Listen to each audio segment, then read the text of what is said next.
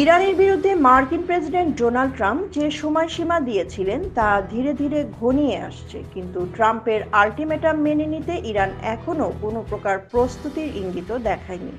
বিবিসির উত্তর আমেরিকার সংবাদদাতা অ্যান্থনি জার্কার এই পরিস্থিতিকে জটিল হিসেবে বর্ণনা করেছেন। তার বিশ্লেষণে বলা হয়েছে, ট্রাম্পের সামনে এখন কঠিন সিদ্ধান্তের সময় এসেছে। এটি পালন করবেন নাকি সময়সীমা আবার বাড়াবেন। যদি কোনো চুক্তি না হয়, ট্রাম্প সময় বাড়ানোর পথ বেছে নিতে পারেন, কিন্তু এত কঠোর ভাষায় হুমকি দেওয়ার পর হঠাৎ পিছু হটলে তার বিশ্বাসযোগ্যতা ক্ষতিগ্রস্ত হতে পারে, বিশেষত এমন অবস্থায় যখন যুদ্ধের আগ্রহ দেশটির ভেতরেই জোরদার।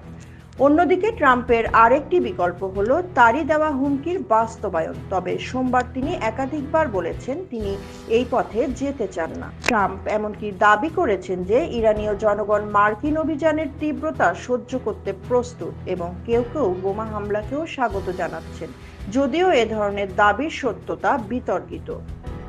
সর্বশেষ তিনি স্বীকার করেছেন, যা ধ্বংস করা হবে পরে তা পুনর্নির্মাণ করার দায়িত্ব পড়বে। এক্ষেত্রে এমন কাজেও যুক্তরাষ্ট্রকেই অংশ নিতে হতে পারে।